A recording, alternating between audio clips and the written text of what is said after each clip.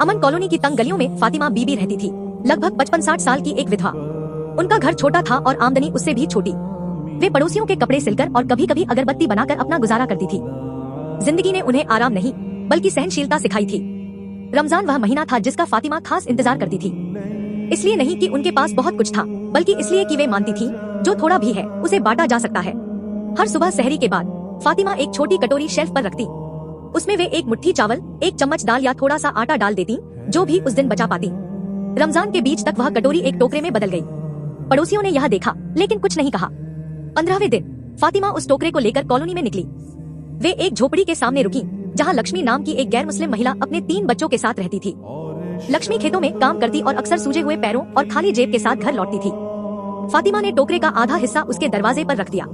तुम्हारे घर के लिए, उन्होंने धीरे से कहा। लक्ष्मी ने मना करने की कोशिश की। आप अकेली हैं, आपको इसकी ज्यादा जरूरत है। फातिमा मुस्कुरा दी। अकेलापन बांटने से हल्का हो जाता है। फिर फातिमा एक बूढ़े चौकीदार रतन के पास गई, जो पास के स्कूल की रात में रखवाली करता था। उन्होंने उसे अनाज और खजूर का एक पैकेट दिया। वह हाथ जोड़कर खड़ा रह गया, बोल भी नहीं पाया। यह बात धीरे धीरे फैल गई। फातिमा रुकी नहीं। वे एक रिक्शा चालक के घर गई, जिसकी पत्नी बीमार थी, एक फैक्ट्री मजदूर के पास जो टिन के शेड में रहता था, और एक युवा ड्राइवर के पास जो अपनी गाड़ी में ही सोता था। रमजान के आखिरी हफ्ते तक फातिमा का टोकरा खाली हो चुका था। उस रात उनके दरवाजे पर दस्तक हुई। बाहर लक्ष्मी, रतन और अन्य लोग खड़े थे। उनके हाथों में एक बड़ा टोकरा था, जिसमें चावल, सब्जियां, तेल, चीनी और एक नई शॉल भी थी।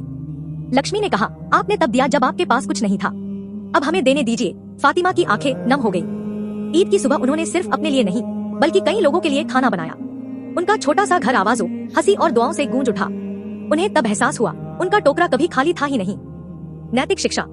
जब देना आदत बन जाता है, तो कमी भी इंसानियत के साझा करने से बरकत में बदल जाती है।